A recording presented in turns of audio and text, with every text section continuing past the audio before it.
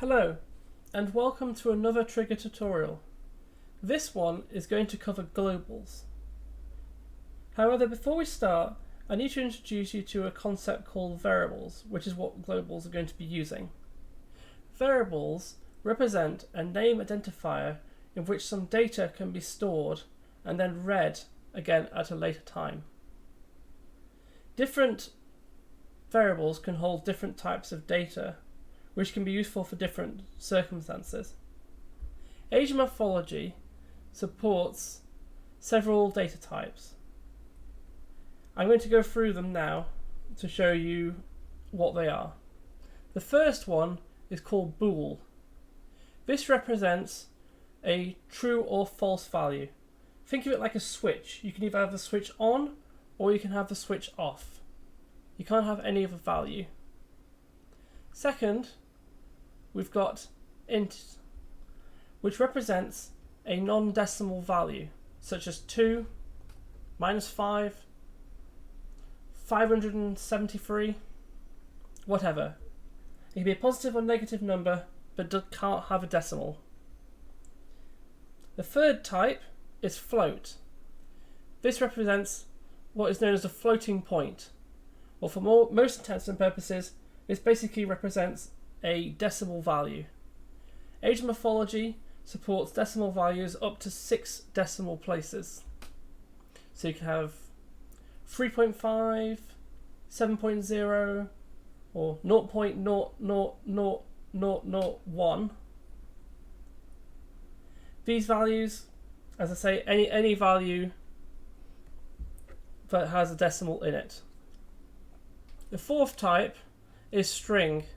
This represents any text in the system. To do that, put quotes and then put your value inside of it. So you can put the quote and then the word cat and then close the quote, or you can put dog, or you can even have a string containing a quote, but if you do, you must put a backslash in front of it in order to prevent the system getting confused with the quote. Finally, we've got the vector type. This is a strange data type, but essentially can be used to represent a location. This is essentially 3 decimal values inside of a storage with the name vector in front of it. As I say, this is usually used for a location, but otherwise isn't often used. Now we've got variable types out of the way, and now I'm going to explain what globals are. Globals are variables that you can declare and then access from any trigger you like. So, let's consider the situation here. We've got one Anubite, and he's going to have to fight off 4 fortresses, which seems like a really impossible task.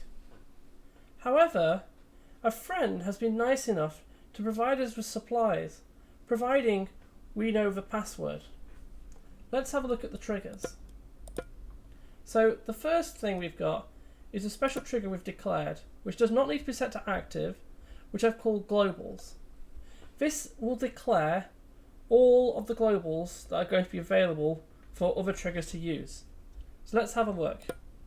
We first need a trigger effect called global start, which just prepares the game to accept global declarations. The second effect is a declaration. So we're going to declare a variable of type string, and we're going to call it password.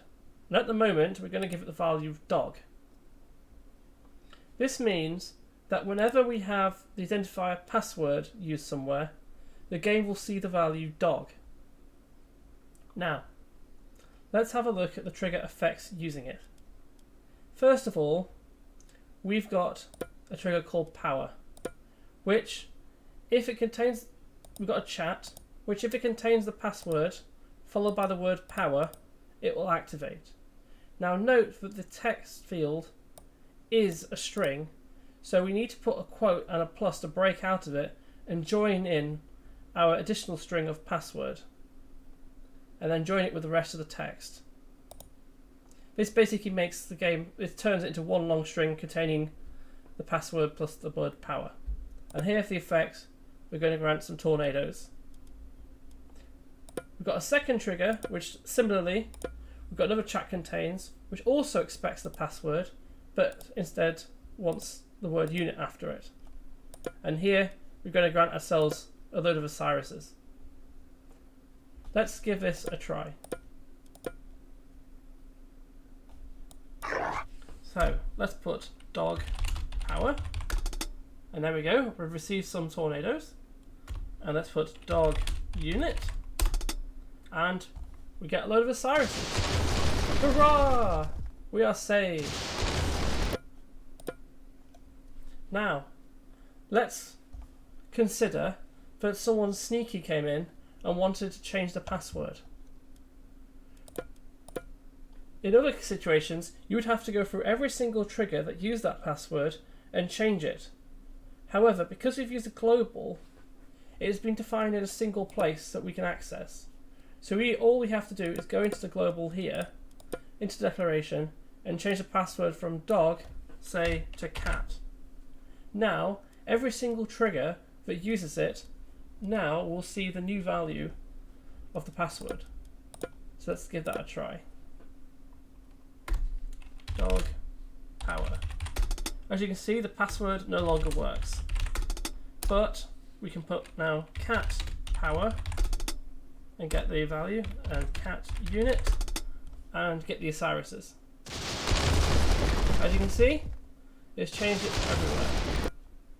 So that's one of the big uses of globals. It allows you to define a value which you can then use in lots of places. And it's great if you're not quite sure what the value should be. And so you put a placeholder for the global, and then you can simply change it one place and affect everywhere. Another example you can do with globals is to have a value that changes. So let's say we wanted to change how many God powers we actually got. So let's do another double declaration, and let's declare it on the type int, and let's give it the name count, and we'll have a starting value of 1. For another global, we need to copy it so the end goes to the bottom, and then for power, let's change the uses to count, like so. Now, when we grant the God power, we will get the count. So we'll just check that and see.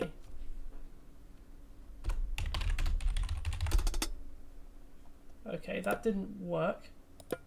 Let's just quickly check why. The int count equals 1. Oh yeah, my bad. Because it's not, uses is not a string, so we don't actually need to put the quotes plus around it.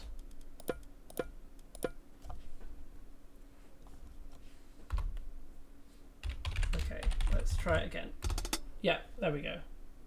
Now, let's say we were greedy and wanted to increase the number of uses we've got. So we can add a chat contains, we'll call it greed, and we can now increment the variable. Now for this, we can just use the excess user code trigger, and we can say count is equal to the value of count plus 1, and then we end with a semicolon. This will now increase the count by the value of 1.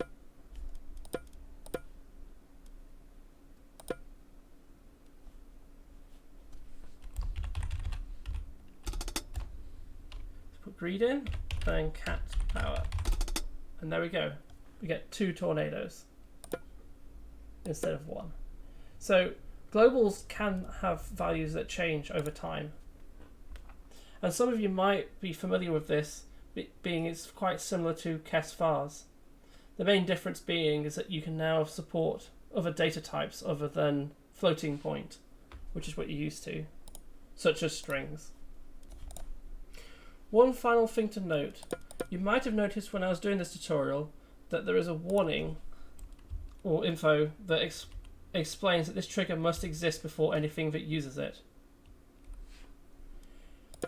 This is because of a restriction in Age Morphology, where if you have some variables that are declared or functions, they must exist in the generated script before anything else that uses it.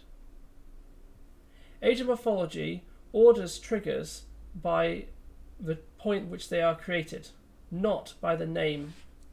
So although they're in the order here, globals, greed, power, unit, that is not the order that exists in the game. Instead, is a different hidden order, and this is the creation order. Unfortunately, you have no direct control over the ordering of the unit and of the triggers and can't see it. However, what you can do is push a trigger to the bottom order-wise. So let's, for example, say that we created the power trigger and then later on created the globals trigger, but we want the power trigger to exist after the globals. What you can do to reorder is take the trigger you want to put last, click the copy button, delete the original, and then simply remove the copy of text in front. This will reorder the triggers internally such that the one we've just copied will now be last. If you do not do this, by the way, and ensure that the globals exist before any triggers using it, all your triggers will not run. Unfortunately, there's nothing we can do about that other than follow the steps that I've given. Hopefully this is of some use, and keep a lookout for further trigger tutorials, and have a great day.